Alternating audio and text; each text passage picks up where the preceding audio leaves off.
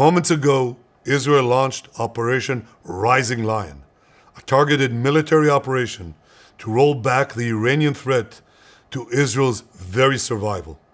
This operation will continue for as many days as it takes to remove this threat.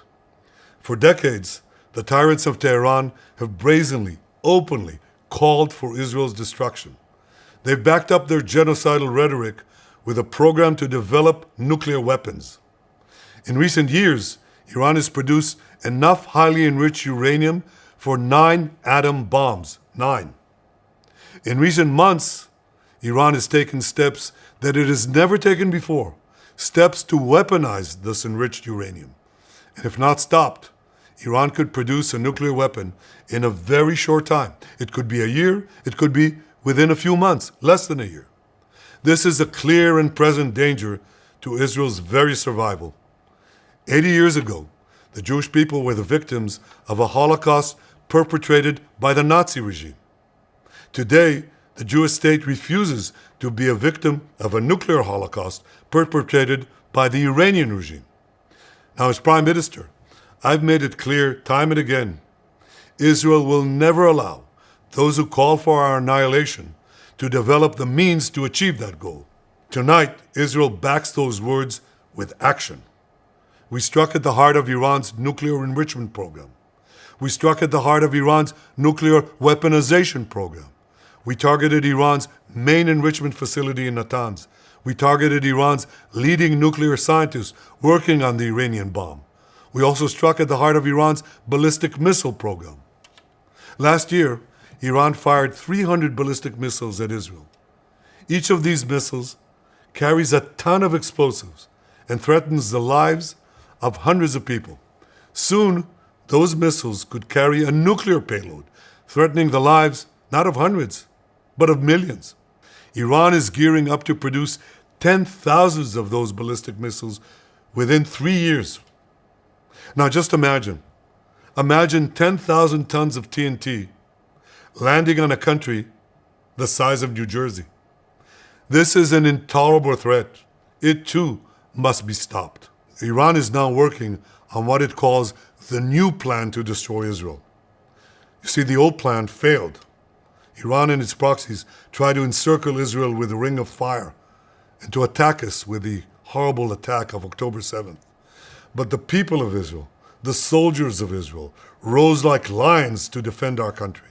We crushed Hamas, we devastated Hezbollah, we hit Iranian proxies in Syria and Yemen. And when Iran directly attacked us twice last year, we struck back inside Iran itself. Yet in defending ourselves, we also defend others. We defend our Arab neighbors. They too have suffered from Iran's campaign of chaos and carnage. Our actions against Iran's proxy Hezbollah led to the establishment of a new government in Lebanon and the collapse of Assad's murderous regime in Syria. The peoples of those two countries now have a chance for a different future, a better future. So too do the brave people of Iran, and I have a message for them. Our fight is not with you. Our fight is with the brutal dictatorship that has oppressed you for 46 years. I believe that the day of your liberation is near. And when that happens, the great friendship between our two ancient peoples will flourish once again. I want to assure the civilized world, we will not let the world's most dangerous regime get the world's most dangerous weapons. And Iran plans to give those weapons, nuclear weapons, to its terrorist proxies. That would make the nightmare of nuclear terrorism all too real. The increasing range of Iran's ballistic missiles would bring that nuclear nightmare to the cities of Europe and eventually to America. Remember, Iran calls Israel the small Satan. It calls America the great Satan. And this is why for decades, it's led millions in the chants of death to Israel and death to America. Today, Israel is responding to those genocidal calls with action and with a call of our own. Long live Israel and long live America.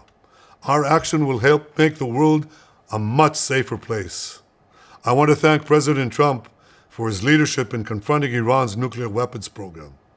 He has made clear time and again that Iran cannot have a nuclear enrichment program. Today, it is clear that Iran is just buying for time. It refuses to agree to this basic requirement of peaceful nations. That is why we have no choice but to act, and act now. The hardest decision any leader has to make is to thwart a danger before it is fully materialized. Nearly a century ago, facing the Nazis, a generation of leaders failed to act in time. They were paralyzed by the horrors of World War I. They were determined to avoid war at all costs, and they got the worst war ever. They adopted a policy of appeasement. They closed their eyes and ears to all the warning signs. That failure to act resulted in World War II, the deadliest war in history. It claimed the lives of 60 million, including 6 million Jews, a third of my people. After that war, the Jewish people and the Jewish state vowed, never again. Well, never again is now. Today, Israel has shown that we have learned the lessons of history. When enemies vow to destroy you, believe them. When enemies build weapons of mass death, stop them. As the Bible teaches us, when someone comes to kill you, rise and act first. This is exactly what Israel has done today. We have risen like lions to defend ourselves.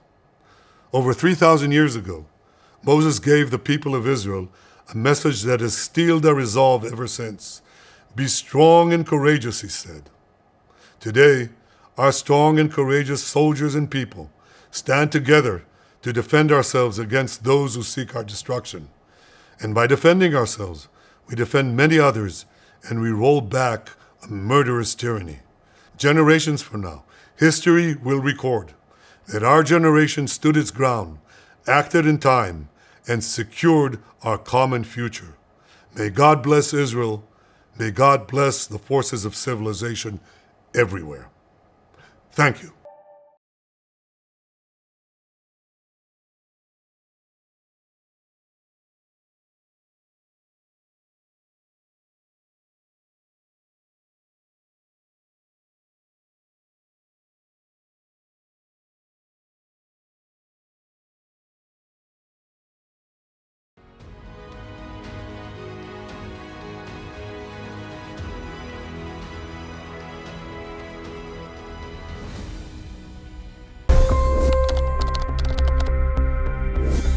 $25 crore गरीब गरीबी को परास्त करके बाहर निकले।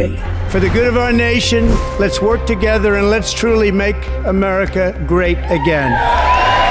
The fastest news breaks. Requested PM saying that look, you will have to speak to Putin and to Zelensky. The biggest news makers. The relationship with India is probably the most important bilateral relationship the U.S. will have for the rest of this century. The capital delivered quite an election result today. Expert analysis. The million-dollar question today is how to stop this dance of death. Ground reports. I'm standing at the crossroad of the Kumbh Mela. Behind me are more than 100 entry ghats. Long-form interviews. Exclusionary politics is reflected in Manipur case as well. You don't bother because this is a small state. Deep dive into burning issues. It's often said DRC could be the richest country in the whole world. It's because of what sits underneath. Why exactly did the US topple the Sheikh Hasina government? HT videos. We don't just break news, we break it down.